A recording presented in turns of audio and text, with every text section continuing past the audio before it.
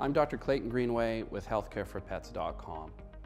I get a lot of questions from people when they have to move from one country to another and they want to take pets with them. They often don't know where to start in this process or what it entails. So here's some information about it. There's some borders you can cross simply with proof of vaccination. So going from Canada to the United States, that's all you'll really need to show that all the vaccines are up to date and that the rabies vaccination is up to date. That's probably one of the most common border crossings I hear of. But then there's lots of people that are moving to another country and they need to know how to go about that process. So they're actually importing their pet into that other country. And there are strict guidelines and rules that go along with that. The first thing I would encourage you to do is contact the governing body in your country to look at exporting a pet to another country.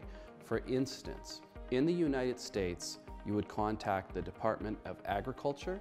In Canada, you would contact the CFIA, which is the Canadian Food Inspection Agency. If you go on their websites, you'll actually find a list of countries where you can import your pet to and what rules you have to follow to get there. Often, what has to happen is a series of tests and physical exams and treatments leading up to that date of exportation.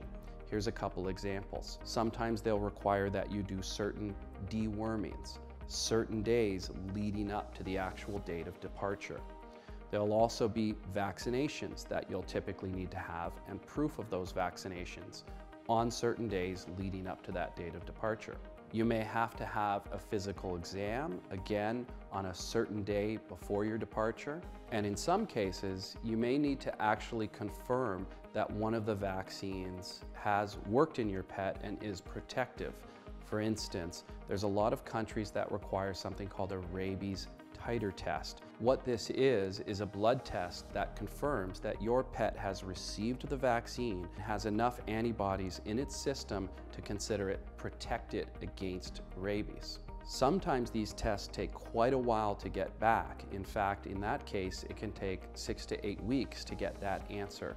So you're going to want to start as early as possible. You can get this information and essentially build a timeline leading up to the date of your departure, looking at the dates when you have to do things like the physical exam, deworming, vaccinations, or any particular blood tests that you require. Keep in mind, they're going to take time to come back, so you're going to want to plan this out far in advance of your actual departure date.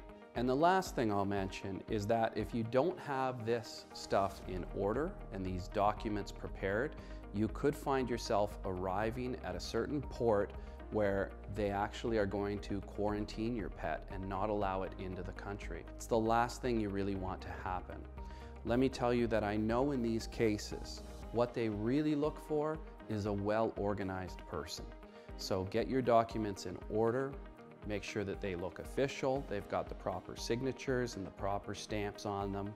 And the better organized you look, the more serious they're going to take your application to move that pet into their country. So try to start early, get well prepared, and be prepared for that interview when you arrive at your destination. And you can take a look at our video about traveling with your pet and advice about that to help you out during the process. Because what's most important to us is your pet's health here at healthcareforpets.com.